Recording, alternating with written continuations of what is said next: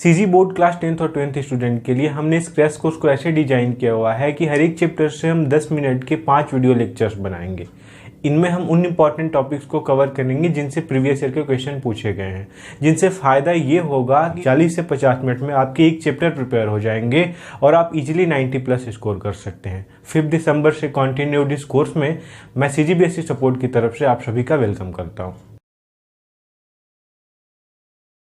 दो चरों के रैखिक समीकरण का प्रश्नावली 2 का हम तीसरा प्रश्न करने वाले हैं। इससे पहले के जितने भी लेक्चर्स हैं उनके लिंक डिस्क्रिप्शन में मिलेंगे या फिर प्लेलिस्ट में जाके आप वहां से देख सकते हो। अगर इन प्रश्नों को करके गए आप परीक्षा में, अगर अभी आपकी तैयारी जो है वो 0 है, फिर भी आप 90+ स्कोर करोगे, ये प्रूवन मेथड है। तो हम देखते हैं प्रश्नावली 2 का तीसरा प्रश्न किस तरह से पूछा जाता है। जितने भी क्वेश्चन मैं यहाँ पे बताता हूँ सारे प्रीवियस ईयर में पूछे गए होते हैं। तो देखो, सबसे पहले इस क्वेश्चन में क्या दिया गया है कि दो संख्याओं का योग 25 तथा उनके व्युत्क्रमों का योग 1/4 है, तो संख्याएं ज्ञात कीजिए, ये पूछ रहा है। तो सीधी सी बात, हल में लिखेंगे, माना कि संख्याएं क्या है जी, सब जानते हैं संख्याएं x तथा y हैं। यहां पे लिखेंगे तब प्रश्नानुसार क्या दिया, x + y की वैल्यू कितनी दे दी गई, 25, ठीक है ना।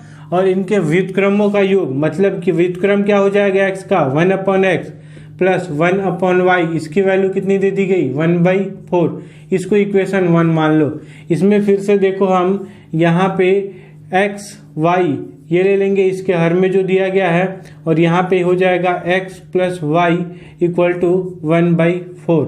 तो यहाँ पे x y की वैल्यू हम निकाल लेते हैं। देखते हैं इसमें x y की वैल्यू, यहाँ से ये तिर्यक गुणा करेंगे, इधर चला जाएगा और ये इधर चला जाएगा, तो ये हो जाएगा 4x + y। इसको हमको करना पड़ेगा 4। अब x + y की वैल्यू हमारे पास कितनी है, 25, तो यहाँ पे रख देंगे 25। तो यहाँ पे x y की वैल्यू हमारी कितनी मिल गई, 100। अब देखो, ये इक्वेशन 2 हो गया, ठीक है ना। अब यहाँ तक तो हमको आसानी से ये मिल जा रहा है, x y की वैल्यू x + y की दे दी गई है, x y की वैल्यू हमने निकाल लिया। अब देखो, यहाँ पे एक छोटा सा ट्रिक है, 2 तरह से इस क्वेश्चन को कर सकते हैं, लेकिन जो सबसे इजी मेथड है मैं उसको बताता हूँ। एक चीज़ मैं यहाँ पे रिकॉल करवाता हूँ तुम लोगों को, जो पहले प्रीवियस क्लासेस में पढ़े होंगे, कि ये एक होता है a + b का होल स्क्वायर, और a - b के होल स्क्वायर में एक रिलेशन होता है। क्या होता है, a - b के होल स्क्वायर में अगर 4ab को ऐड कर देते हो तो a + b का होल स्क्वायर बन जाता है। कैसे, a - b का होल स्क्वायर क्या होता है, a² + b² - 2ab, और इसमें तुमने कितना ऐड कर दिया, 4ab, तो ये कितना हो गया, a² + b² + 2ab, और जो क्या होता है, a + b का होल स्क्वायर, ऐसा होता है। तो ये एक फॉर्मूला ही होता है जो तुम लोग को याद करके रखना पड़ेगा कि a + b का होल स्क्वायर = क्या होता है, a - b का होल स्क्वायर + 4ab, या अगर a - b का होल स्क्वायर, तो इसको क्या करना पड़ता है, a + b का होल स्क्वायर - 4ab, ये एक सूत्र होता है। तो इनको याद कर लेना, कहाँ से आया मैं बता दिया, इसको प्रूव भी करके। तो ये बार बार इस ऐसे टाइप के क्वेश्चन में इसकी वैल्यू को हमको लाने वाले हैं, इसका डिमांड आने वाला है। तो यहाँ पे हमको किसकी वैल्यू पता है, x + y की और x y की, मतलब क्या कि यहाँ पे x + y मतलब a + b और ab दोनों की वैल्यू पता है। तो यहाँ पे हम ऐसे ही फॉर्मूले से x - y की वैल्यू निकाल लेंगे। तो x - y का स्क्वायर क्या हो जाएगा, यहाँ पे x + y का स्क्वायर - 4xy। तो यहाँ पे x + y की वैल्यू कितनी है, 25 का स्क्वायर करेंगे, माइनस यहाँ पे 4xy की वैल्यू कितनी है, 100।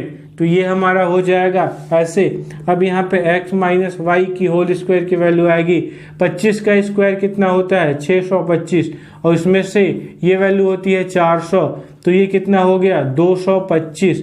यहाँ पे x - y के स्क्वायर की वैल्यू 225, 225 किसका स्क्वायर है? 15 का स्क्वायर है। तो यहाँ से x माइनस वाई की वैल्यू हमको निकाल लेनी है, जो कितना आ गया?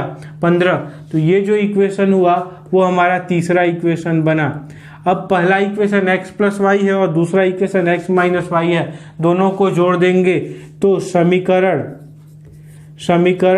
1 तथा 2, 1 तथा 3 को जोड़ने पर क्या होता है इसको देखेंगे हम। जोड़ने पर ये क्या है? पहला समीकरण x plus y equal to 25 और यहाँ पे x minus y equal to 15, दोनों को जोड़ेंगे तो ये टर्म कैंसिल हो जाएंगे और ये 2x इक्वल टू क्या मिल जाएगा? यहाँ पे 40। तो x की वैल्यू यहाँ पे कितनी आ जाएगी? x की वैल्यू देखो 20। अब इस वैल्यू को x की वैल्यू 20 का मान समीकरण 1 में रखने पर क्या होगा? तो देखो यहाँ पे जैसे ही रखते हैं तो समीकरण 1 है कौन? x plus y equal to 25। तो यहाँ पे x की वैल्यू रखो 20 प्लस वाई इक्वल टू 25, यहाँ पे y इक्वल टू 25 माइनस 20, तो ये आ गया 5। तो ये जो संख्याएं हैं हमको यहाँ पे मिल गई। एक संख्या क्या है? 20 और एक संख्या क्या है? 5। ये हमारा उत्तर होगा। लिख देंगे हम यहाँ पे कि ये संख्याएं ये संख्या है 20 और 5 है, ऐसा हमारा उत्तर है। यहाँ पे इसको हमने किया। ठीक इसी तरह से ये जो बार बार आता है ना कि x प्लस वाई दे दिया और एक्स वाई दे दिया, तो हमको किसकी वैल्यू आगे निकाल लेनी होगी? x माइनस वाई की, और तब जाके दो समीकरण से इसको कर देना होगा। जैसे देखो एक होमवर्क में तुम लोग को दे रहा हूँ कि दो संख्याओं का गुणनफल दिया और योग दिया, तो आंसर कितना आएगा? 9 और 5। तो इसको मैं हिंट थोड़ा सा दे देता हूँ करने के लिए कि दो संख्याओं का गुणनफल संख्या x और y है, तो x और y की वैल्यू कितनी है? 45, और उनका योग दिया मतलब x plus y equal to कितना? 14। तो क्या निकालना होगा? x माइनस वाई, और x माइनस वाई का स्क्वायर क्या होता है? x प्लस वाई का स्क्वायर माइनस 4xy। यहाँ पे x प्लस वाई की वैल्यू रख देंगे, कितनी है यहाँ पे? 14 का स्क्वायर माइनस 4, और xy की वैल्यू कितनी है? 45। इसको हम सॉल्व करेंगे और x माइनस वाई की वैल्यू हम निकाल लेंगे, और फिर ये एक इक्वेशन से और ये एक इक्वेशन से दोनों को सॉल्व करेंगे तो x y की वैल्यू आ जाएगी। इसको करके बताओ कि आंसर 9 और 5 आ रहा है कि नहीं, कमेंट में इसको लिखना।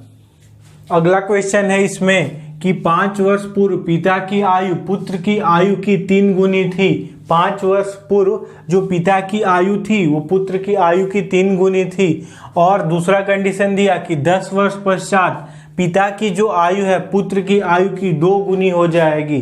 पिता की आयु पुत्र की आयु की 2 गुनी हो जाएगी। तो पिता व पुत्र की वर्तमान आयु ज्ञात कीजिए। तो मैंने बताया था कि हल लिखने के बाद हमको यही लिखना है, जो पूछता है उसको x और y मान लेते हैं। तो वर्तमान आयु पूछ रहा है तो यहाँ पे लिखेंगे कि माना कि पिता की वर्तमान आयु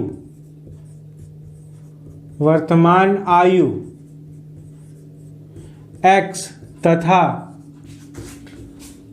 पुत्र की वर्तमान आयु कितनी है? y है,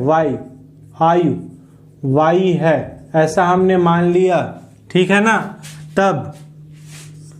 तब 2 कंडीशन दिए, एक प्रश्नानुसार। पहला कंडीशन प्रश्नानुसार देखो 5 वर्ष पूर्व की बात की जा रही है, तो 5 वर्ष पूर्व हम लिख लेंगे। 5 वर्ष पूर्व किसकी आयु? पिता की आयु कितनी थी? अभी x है तो 5 वर्ष पूर्व पिता की आयु कितनी थी? x minus y. और पुत्र की आयु कितनी थी? बताओ, अभी y है तो y माइनस 5। तब प्रश्नानुसार क्या बोला गया है? यहाँ पे कंडीशन देखो कि 5 वर्ष पूर्व पिता की जो आयु थी, 5 वर्ष पूर्व पिता की आयु कितनी है? x minus 5। ये किसके बराबर है, पुत्र के आयु के बराबर, लेकिन उससे कितनी गुना ज्यादा है पश्चात। देखो सबसे पहले लिखेंगे 5 वर्ष पूर्व पिता की आयु x माइनस 5, और इसको हमको किससे इक्वल दिखाना है, पुत्र की आयु से। पुत्र की आयु कितनी थी, y माइनस 5। क्या ये अभी सही है, आंसर है नहीं। यहाँ पे कंडीशन दिया कि 5 वर्ष पूर्व पिता की आयु, जो पिता की आयु है 5 वर्ष पूर्व के, ये जो पुत्र की आयु है इससे कितनी गुनी है, तो यहाँ पे अगर 3 लगा देंगे तब जाके अगर इसकी पुत्र की आयु 3 गुनी कर देते हैं तो पिता की आयु के इक्वल हो जाएगी 5 वर्ष पूर्व। तो ऐसे इसको ध्यान में रखना, बहुत ही अच्छे से करना है। अब इसको सॉल्व करेंगे, यहाँ पे x माइनस 5 और ये 3y माइनस 15, यहाँ पे इधर लेते आएंगे x माइनस 3y, और ये 5 को इधर लेके जाएंगे 5 को, तो प्लस 5 हो जाएगा। तो इसको करना कितना आ जाएगा, -10। इसको इक्वेशन 1 बता देंगे। अब दूसरे में देखेंगे क्या बोल रहा है कि 10 वर्ष पश्चात, तो 10 वर्ष पश्चात का कंडीशन लेंगे। 10 वर्ष पश्चात क्या होगा, यहाँ पे देखते हैं पिता की आयु कितनी है भाई, पिता की आयु कितनी हो जाएगी 10 वर्ष पश्चात। अभी x है तो 10 वर्ष पश्चात कितनी हो जाएगी, x प्लस 10। और पुत्र की आयु कितनी हो जाएगी, पुत्र की आयु अभी y है तो 10 वर्ष पश्चात कितनी हो जाएगी, y प्लस 10। अब यहाँ पे ध्यान से देखो एक चीज कि प्रश्न क्या बोल रहा है। प्रश्न में एक कंडीशन दिया कि दोनों इक्वल हैं, x प्लस 10 जो किसकी आयु है, पिता की आयु 10 साल बाद, और पुत्र की आयु y प्लस 10, दोनों इक्वल हैं। लेकिन कब इक्वल हैं, कंडीशन दिया कि 10 वर्ष पश्चात पिता की आयु पुत्र की आयु की कितनी हो जाएगी, 2 गुनी। मतलब कि पुत्र की आयु y प्लस 10 है, इसका 2 गुना कर देंगे तो ये 10 वर्ष पश्चात जो पिता की आयु है उसके बराबर हो जाएगा। तो इसको हम सॉल्व करेंगे यहाँ पे, तो जो इक्वेशन आएगा देखो ये x प्लस 10 और इसमें 2 से मल्टीप्लाई करेंगे तो 2y प्लस 20। तो यहाँ पे 2y को इधर लेते आते हैं तो x माइनस 2y, और 10 को उधर ले जाएंगे तो ये 20 में से 10 माइनस हो जाएगा तो 10 बचेगा। ये इक्वेशन समीकरण दूसरा हो गया। अब समीकरण 1 तथा 2 को घटाने पे 1 से 2 को घटा दो तो x और x दोनों टर्म सेम है, दोनों पद सेम है तो कैंसल आउट हो जाएंगे घटाने पे। तो लिखेंगे समीकरण 1 से 2 को घटाने पर ऐसा लिखेंगे। तो एक क्या है हमारा यहाँ पे x minus 3y equal to -10, उसमें से किसको घटाना है, x minus 2y equal to 10 को। यहाँ पे घटाएंगे तो ये माइनस हो जाएगा, ये प्लस हो जाएगा और ये माइनस हो जाएगा।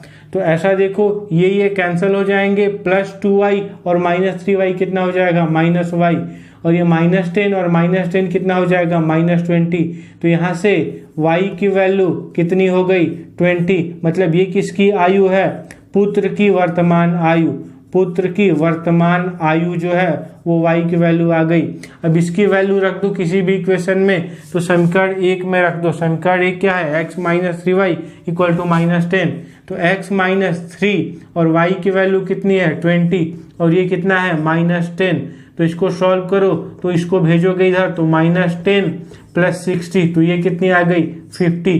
तो यहाँ पे पिता की वर्तमान आयु आ गई, पिता की वर्तमान आयु कितनी मिल गई, 50 वर्ष, 50 साल है ऐसा। तो इस तरह से इस क्वेश्चन का आंसर हमने यहाँ पे दिया। ऐसे ही सारे क्वेश्चन आएंगे। ये जो क्वेश्चन मैं यहाँ पे बता रहा हूँ बहुत ही इंपॉर्टेंट है, पिछले साल पूछे गए हैं। तो इन वीडियो लेक्चर्स को ध्यान से पढ़ा करो और वीडियो को ज़्यादा से ज़्यादा बच्चों तक शेयर किया करो। मिलते हैं हम अगले वीडियो में।